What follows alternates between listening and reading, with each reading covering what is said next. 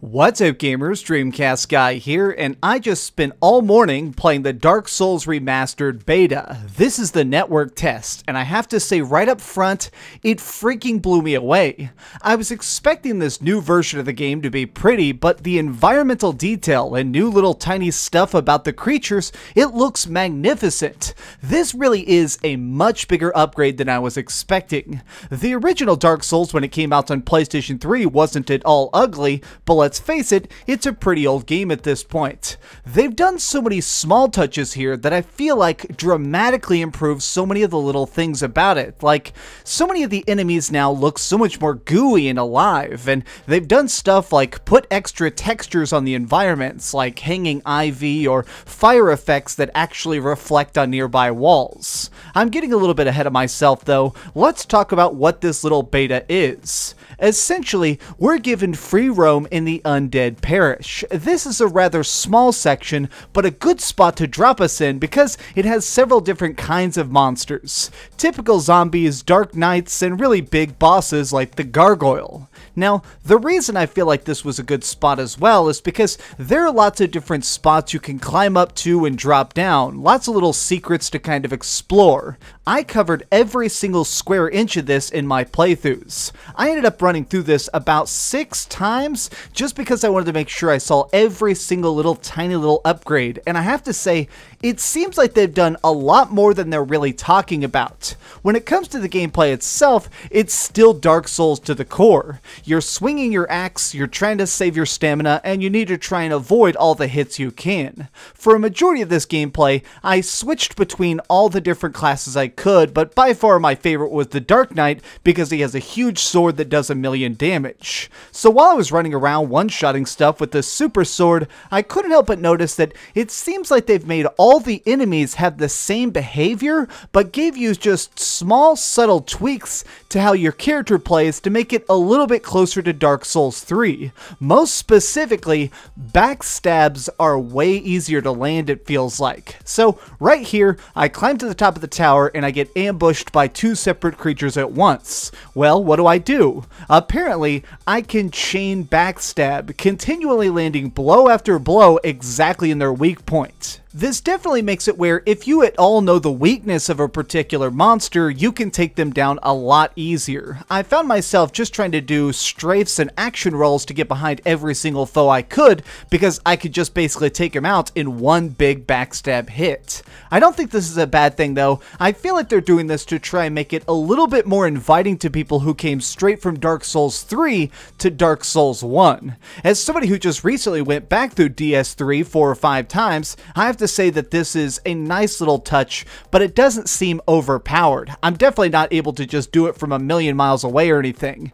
I definitely notice it though when it comes to like the boar boss. The armored boar is a little mini boss who can be a little bit difficult if you're not good at this style of combat yet. You definitely have to be accustomed to trying to navigate around the battlefield while you're locked on. His weak point is stabbing him up the butt, and I noticed that while I was trying to get behind him, the window to land that strike was a lot easier. Well, the reason I think that's a good thing is because in these narrower hallways, it definitely made it where I could do this a little bit easier. Not enough that it was just easy mode, but enough where I felt, even though I haven't played this game in so long, I still felt like the master of it. Let's talk a little bit more about the graphics themselves, because this is the main reason people are buying it. And I have to say, it is gorgeous. I mean, looking at the magic here for a second, I'm playing as the Pyromancer, and I'm just lobbing some basic spells over and over again at this zombie knight.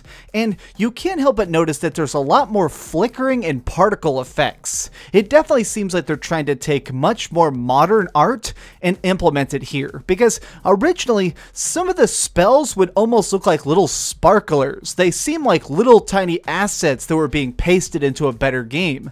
Whereas here, it finally has that real, actual glow to it that it's supposed to have. It surely looks like flames are shooting out of my hand. hands. It's also clear that they've put more glow effects on things that previously didn't glow at all, like when there's a soul sitting on a body, it will actually reflect on nearby objects. This sounds like really tiny nitty-gritty stuff, but it really actually comes together to look gorgeous, especially when you're just trying to sit back and admire some of the bigger world details. So right here, I'm just standing out on this balcony and looking out at this gorgeous view, and I can't help but see all the little added stuff they've layered on top of it. It feels like they've taken the original environments and just stacked new stuff over the top. And why I say that is because so much of this stuff just has an extra air of detail to it that I really like. Seeing this ivy growing through the bricks and each little leaf blowing in the wind is a nice touch, and it makes it seem much more like these ancient castles. All of this is supposed to be almost an ageless thing that has existed for possibly millions of years, and now having those little extra details that make it seem much more lived in, it actually helps. Now, the last thing I really want to cover is the PvP, because this is something that I don't consider myself the best at, but I do enjoy from time to time. So I dropped into several different worlds just to try and beat some people up, and I noticed it was quite easy. I was just demolishing people, because I'm sure a lot of the people who are playing this network test have probably never played Dark Souls 1. So, as you see, I am steamrolling fools. If you've never done Dark Souls PvP, you basically say, I want to kill somebody, and you get to invade their world. You get to run around in their environments and their dungeons and ignore all the monsters, only focusing on them, waiting for them to make a mistake so you can take them out. As I climbed down this tower and tried to ambush this Dark Knight, it was very clear that they've tried to make all of this feel a lot smoother. The original player versus player combat in Dark Souls 1 at times felt ever so slightly clunky. It felt like something that they made at the very end of development. For this new version, apparently they're going to allow up to 6-person multiplayer now, which means you can invite your friends to try and co-op through the game, which I'll probably be doing, or have it where when you ambush people, both of them will work together to try and kill you since you are an invader. All of this is really fun, and I feel like there's so many times when I was running around in this world, both as an invader or when I was in my home world, where I saw that they've definitely been trying to make this Dark Souls 3.0. The reason I say that is because it really feels like there's a lot of small touches that make everything streamlined. While the enemies don't have any extra behavior, I feel like they definitely did some stuff to try and make everybody's animation and hitboxes a lot better. Especially when I was fighting the big gargoyle boss, it was hard not to notice that his attacks actually work properly now. Before, even if you did the perfect roll dodge, apparently you could still get tapped by this ghost of a hitbox and it would hurt you. Now, I found myself able to duck and dodge around all of his attacks, including his fire breath, very simply because it was a much more of a one-to-one transfer. I could see and telegraph what he was going to do next and properly counter it.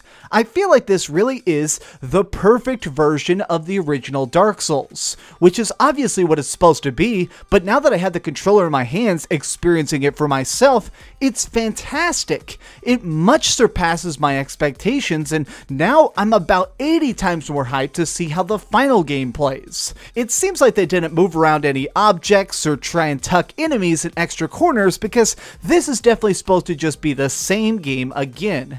It's not really a remake, but for a remaster, from this little taste, it seems like it is very good.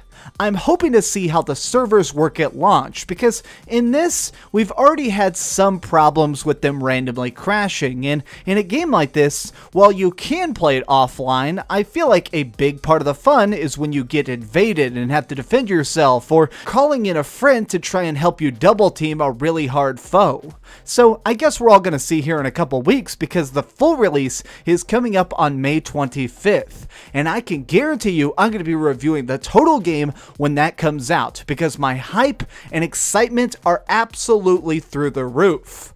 But what did you think about it? Did you get a chance to actually play the Dark Souls beta yet? And do you think that this is an adequate remaster, or something that they're just trying to churn out to get some extra money from people like me? Let me know your thoughts in the comments down below. If you enjoyed this video, please give it a like, share with your friends, and subscribe if you haven't already. But do me the biggest favor of all and keep dreaming.